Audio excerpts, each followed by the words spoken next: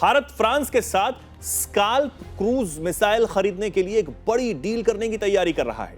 इन मिसाइलों का इस्तेमाल पिछले साल ऑपरेशन सिंदूर के दौरान भारतीय वायुसेना ने पाकिस्तान के अंदर जैश-ए-मोहम्मद और लश्कर-ए-तैयबा के आतंकवादी हेडक्वार्टरों को तबाह करने के लिए किया था।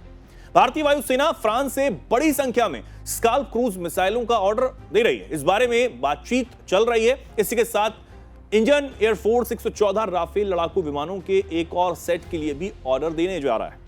इसे अगले कुछ दिनों में डिफेंस एक्विजिशन काउंसिल से मंजूरी मिलने की उम्मीद है। तो अब ये कहीं ना कहीं माना यह जा रहा है कि जो अभी मैक्रोन साहब भारत आ रहे हैं आई समिट के लिए, उसमें सारी डील जो है वो प्रधानमंत्री नरेंद्र मोदी और राष्ट्रपति मैक्रोन के बीच हो सकती है। 114 राफेल जो हैं वो भारत को और मिल जाएंगे, तो एक बड़ी संख्या जो है वो राफेल की भारत में हो जाएगी। इसी के साथ स्काल्प मिसाइलें जिन्होंने बहुत बड़ा ऑपरेशन में मदद यहां पर की थी। संजीव कैसे देखते हैं सर ये मिसाइलें आने के बाद और 114 राफेल, हम एक तरफ Su-57E की भी बात कर रहे हैं, भारत मजबूती से आगे बढ़ रहा है। देखिए, भारत के लिए ये नितांत आवश्यक है कि भारत अपनी जो डिफेंस पोस्चर को, अपनी पोजीशन ऑफ स्ट्रेंथ को लगातार सशक्त और मजबूत बनाए।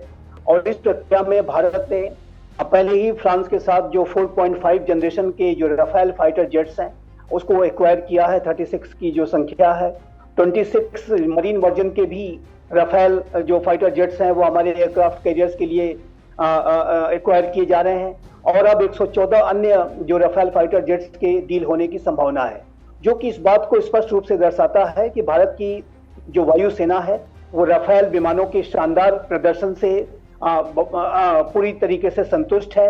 और इस राफेल फाइटर जेट्स का इस्तेमाल करते हुए भारत ने ऑपरेशन सिंदूर के दौरान पाकिस्तान के ऊपर एक बार फिर से बड़ी विजय हासिल की।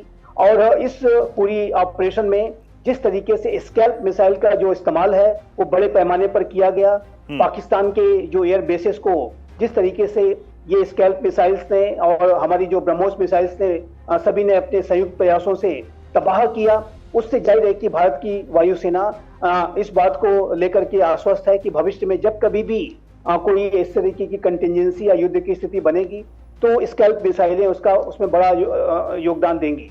और इसी वजह से आने वाले समय में फ्रांस के साथ एक बड़ी मात्रा में ये जो स्कैल्प मिसाइल्स को भी अब एक्वायर करने का जो फैसला किया गया है, जिसको कहते हैं रिप्लेनिशमेंट, जो मिसाइलें जो हमें अभी खर्च हुई थी और उसके बाद जो उसकी संख्या को उसको बढ़ाना और उसको लगातार मेंटेन रखना, ये भारत की वायुसेना करने जा रही है।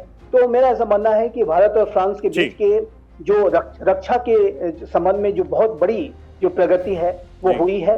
और राफेल फाइटर जेट्स जिस तरीके से बड़ी संख्या में और बड़े जो स्क्वाड्रन्स हैं जो भारत की वायुसेना में एक्वायर किए जा रहे हैं, वो इस बात को स्पष्ट रूप से दर्शाता है कि राफेल फाइटर जेट्स को लेकर के भारत की सेना पूरी तरीके से आश्वस्त है कि भविष्य में भी जब कभी भी चुनौतियां आएंगी तो राफेल फाइटर जेट्स उसी तरीके से अपना शानदार प्रदर्शन करेंगे जैसा कि उन्होंने ऑपरेशन सिंदूर के दौरान किया था। और स्कैल्प मिसाइल्स भी जिस तरीके से इस्तेमाल की गई हैं उसको लेकर के भी सेना का जो विश्वास है वो बहुत गहरा है।